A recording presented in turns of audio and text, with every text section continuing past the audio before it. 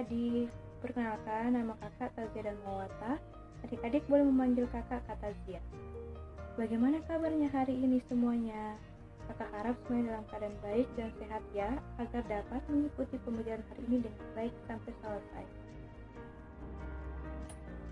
Nah, hari ini kita akan masuki materi pengklasifikasian makhluk hidup.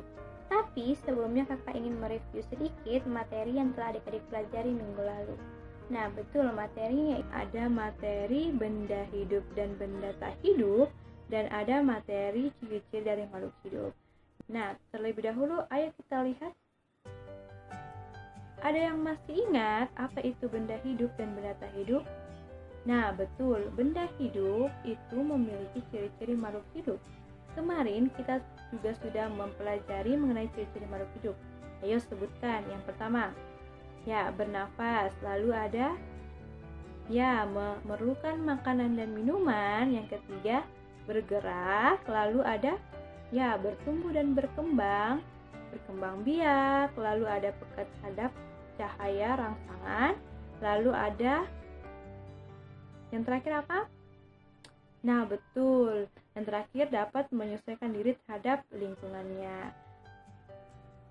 Nah, kalau benda tak hidup yang bagaimana? Betul, yang tidak memiliki ciri makhluk hidup, yang tidak bernafas, yang tidak bergerak, tidak dapat berkembang biak, tidak dapat bertumbuh dan berkembang. Nah, kakak harap materi ini yang telah adik-adik pelajari kemarin, adik-adik tidak lupakan ya.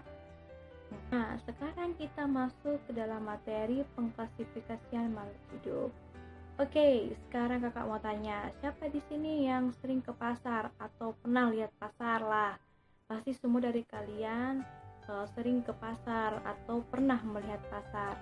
Nah, kalau kalian ke pasar, pasti kalian melihat pedagang di sana itu menjual jualannya itu dengan cara mengelompokkan.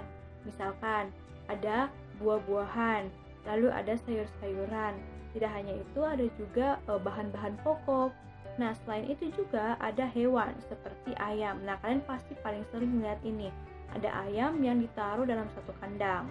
Nah, selain itu ada juga burung yang dijual, lalu ada juga ikan. Nah, tidak hanya itu ya. Di muka bumi ini masih banyak lagi makhluk hidup yang memiliki beragam jenis, sifat, dan cirinya. Nah, untuk mempermudah mempelajari keanekaragaman makhluk hidup, manusia melakukan pengelompokan makhluk hidup.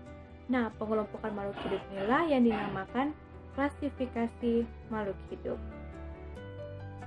Nah, pada video ini kita akan membahas khusus tentang klasifikasi tumbuhan. Nah, pada awalnya klasifikasi makhluk hidup dikelompokkan berdasarkan persamaan cirinya. Nah, kelompok-kelompok tersebut dapat didasarkan dari ukuran besar hingga kecilnya jumlah anggota kelompok. Nah, urutan kelompok inilah yang disebut dengan takson. Orang yang pertama kali mengelompokkan atau melakukan pengelompokan makhluk hidup ini yaitu dilakukan oleh seorang ilmuwan bernama Linnaeus. Nah, adapun urutan dari takson dari makhluk hidup, yang pertama ada kingdom ini sama dengan kerajaan ya. Lalu ada divisi ini hanya untuk tumbuhan. Kalau untuk hewan beda lagi ya. Lalu ada kelas, lalu ada ordo, lalu ada family ini sama dengan sukunya. Lalu ada genus ini sama dengan marganya. Lalu ada spesies atau jenisnya. Nah, urutan tersebut didasarkan oleh persamaan ciri umumnya. Boleh adik-adik lihat di gambar, semakin ke bawah semakin kecil. Kenapa? Karena semakin ke bawah persamaan cirinya itu semakin khusus. Itu artinya perbedaan cirinya itu semakin sedikit. Baik, selanjutnya ada kriteria pengklasifikasian tumbuhan. Nah, para ahli dalam melakukan klasifikasi atau dalam mengklasifikasikan tumbuhan itu memerhatikan beberapa kriteria. Nah, yang pertama yaitu organ perkembangbiakannya. Organ perkembangbiakan dari tumbuhan apakah dengan spora atau dengan bunga. Yang kedua yaitu habitusnya.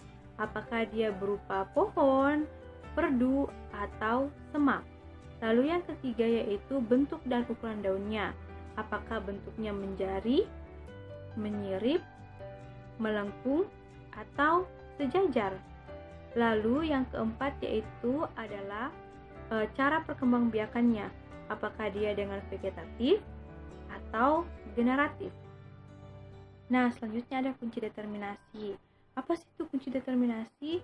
Nah, kunci determinasi ini adalah suatu kunci yang digunakan untuk menentukan divisi, kelas, ordo, famili, genus, serta spesies.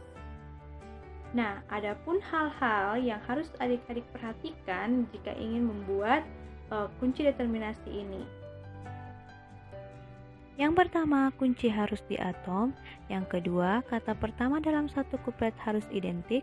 Yang ketiga, pilihlah dari kuplet harus kontradiktif. Satu bagian dapat diterima dan yang lain ditolak. Yang keempat, hindari pemakaian kisaran. Yang kelima, gunakan sifat-sifat yang dapat diamati. Yang keenam, pernyataan dari dua kuplet yang berurutan jangan dimulai dengan kata yang sama.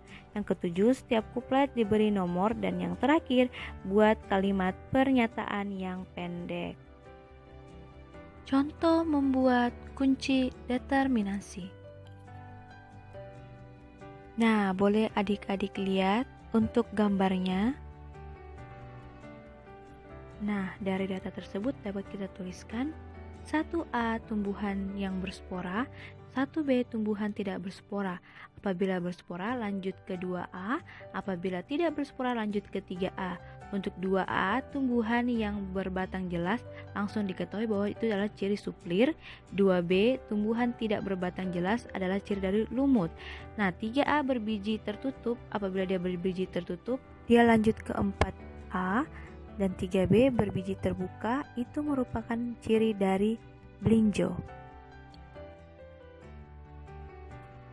Lanjut, 4A biji berkeping 2, 4B biji berkeping 1. Apabila dia berkeping 2, lanjut ke 5A. Apabila biji berkeping 1, itu adalah ciri dari jagung. 5A berbunga kupu-kupu itu adalah kedelai. 5B berbunga trompet itu adalah ciri dari terung.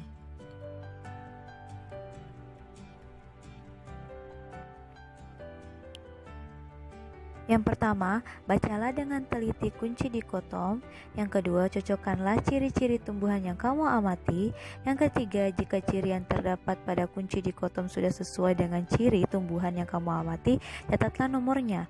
Yang keempat, buatlah daftar kunci determinasi. Nah, berdasarkan contoh kunci determinasi yang telah dibuat tadi, kita bisa mengambil jagung sebagai klasifikasinya. Nah, contohnya ini jagung. Kingdomnya Plantae, divisinya, lalu ada kelasnya. Kelasnya ini merupakan biji berkeping 1 yaitu Angiospermae dan jenisnya yaitu Zeamae.